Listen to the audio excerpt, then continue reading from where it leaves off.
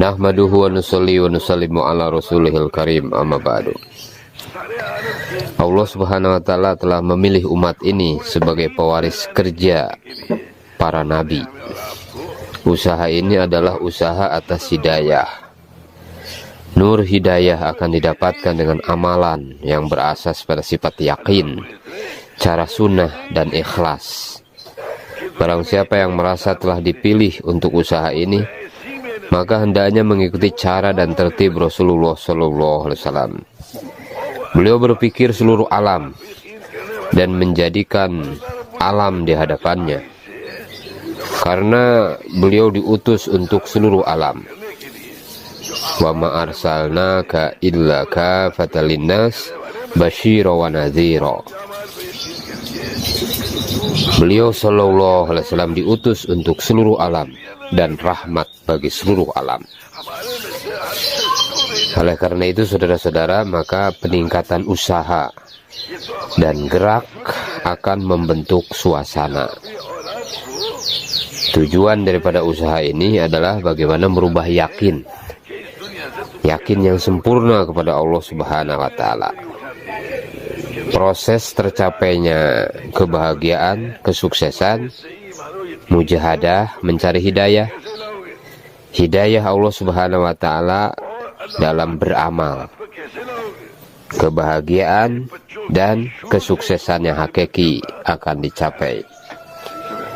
Saudara-saudara sekalian, maka untuk mendapatkan keyakinan dan nur hidayah diperlukan mujahadah.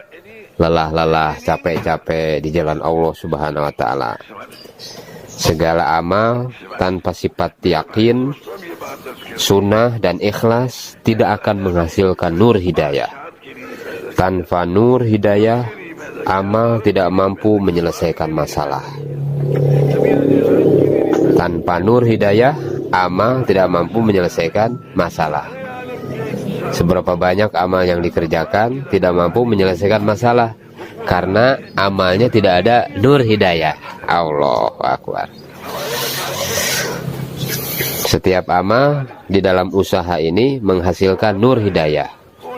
Setiap amal, taklim, zikir, khidmat juga itu menghasilkan nur hidayah, akan menjadi asbab hidayah. Berdakwah dengan memberi kabar itu berbeda. Berdakwah, kita beramal dengan apa yang kita sampaikan. Dengan berdakwah, kita menjadi imam seluruh alam. Sebagaimana seorang imam yang berbuat untuk dirinya, kemudian diikuti oleh makmum.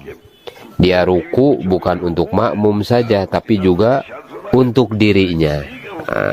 Begini, Masya Allah.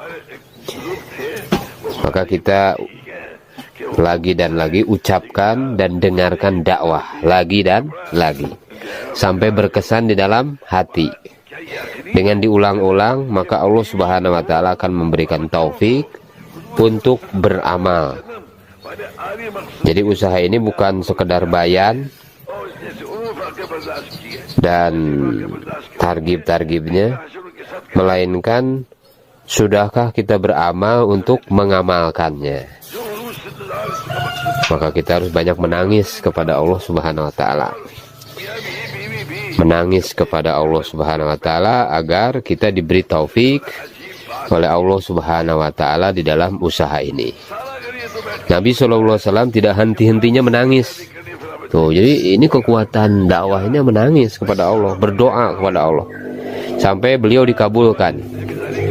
Begitu pula kita terus dan terus keluar di jalan Allah Subhanahu wa ta'ala sampai diri kita diterima di dalam usaha ini, dan usaha kita dikabulkan oleh Allah Subhanahu wa ta'ala. Maka penting kita mengubah niat kita dengan menjadikan maksud hidup kita sebagaimana maksud hidup Rasulullah SAW. Sebaik-baik manusia adalah yang membuat usaha Nabi SAW dalam perkataan dan perbuatannya. Maka kita usaha lagi dan lagi. Jadi usaha dakwah ini tergantung pada pikir dan pengorbanan. Segala keadaan dikuasai oleh Allah Subhanahu wa ta'ala, dan pengaturan Allah Subhanahu wa ta'ala sesuai dengan perbuatan manusia. sedang perbuatan manusia sesuai dengan keadaan hatinya.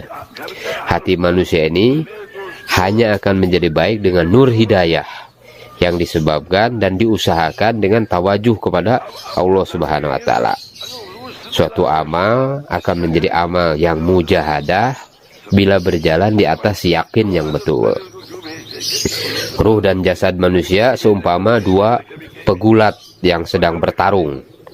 Bila ruh mampu menguasai jasad, maka hati dan ruh manusia menjadi bersih.